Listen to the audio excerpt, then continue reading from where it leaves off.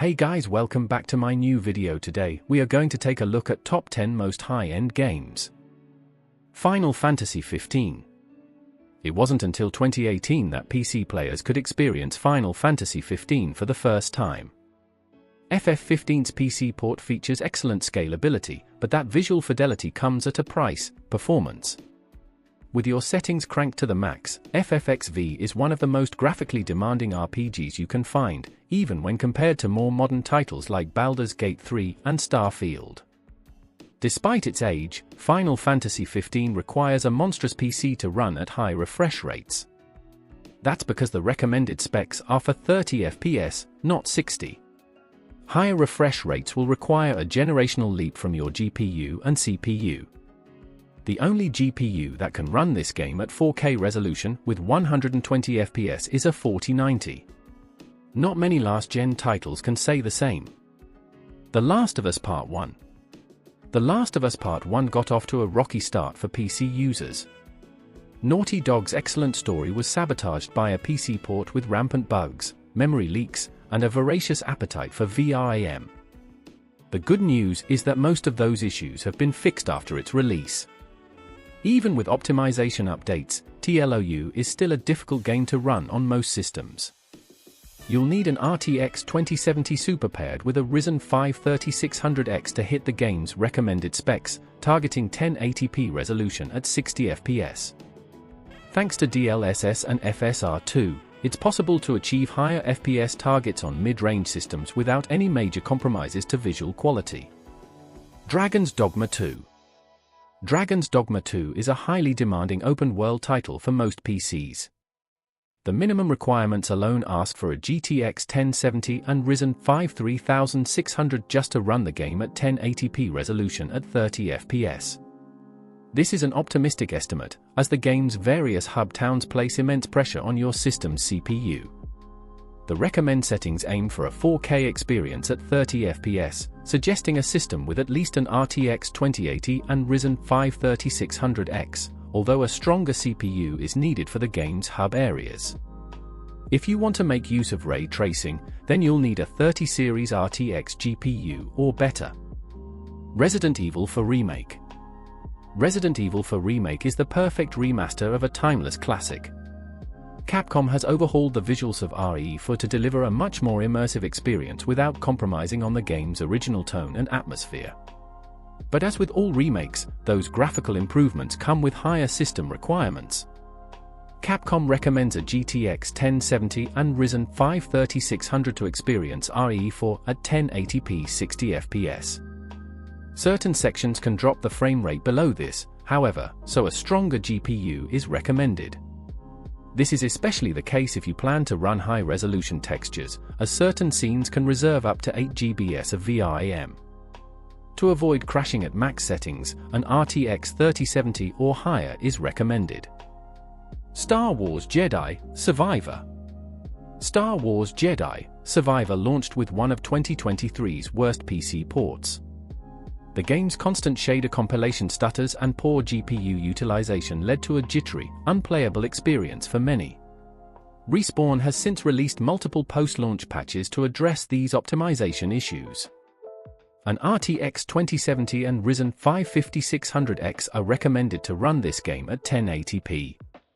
DLSS and FSR are also available for this title to greatly boost performance, and 40 series owners can use DLSS 3.0 frame generation for further performance gains. Red Dead Redemption 2. Despite its performance on console hardware, Red Dead Redemption 2's PC port is incredibly demanding, even when compared to newer open-world titles. Stuttering and FPS dips are common on recommended hardware, although reducing your settings can help mitigate this.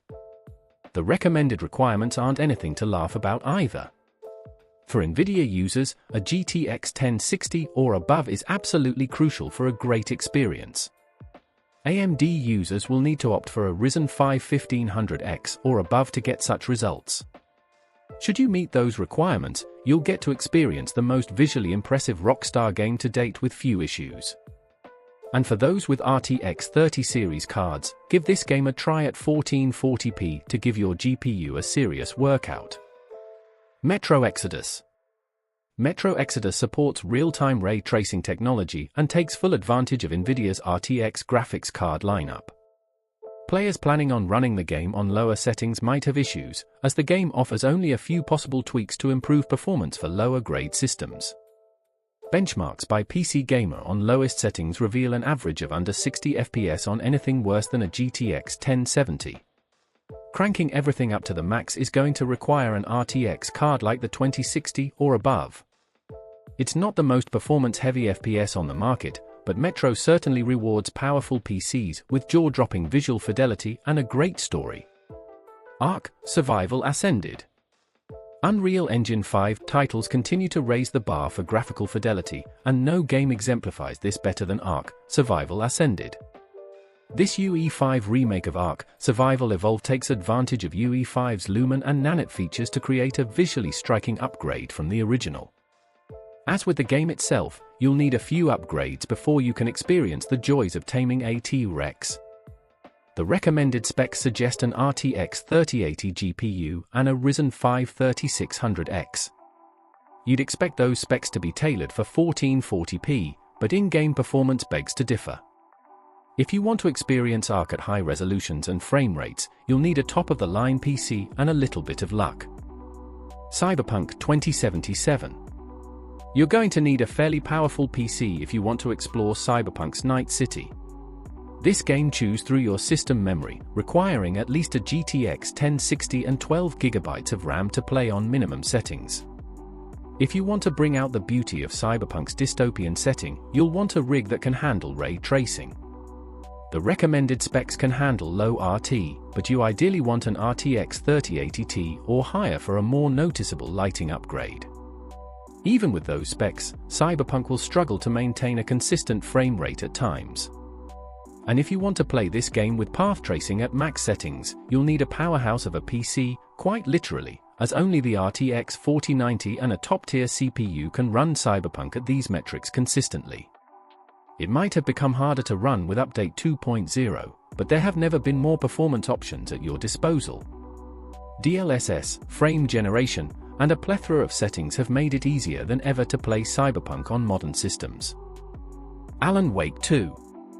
Alan Wake 2 has the most demanding PC specs we've seen since Cyberpunk 2077. The minimum specs alone list an RTX 2060 and Intel i5-7600K. Most games list those components under recommended specs. If you want to experience this game at 60 FPS, you'll need an RTX 3070 and Ryzen 7 3700X. For 4K resolution with ray tracing, you'll need an RTX 4080 or higher, and that's with DLSS set to performance, 1080p internal resolution.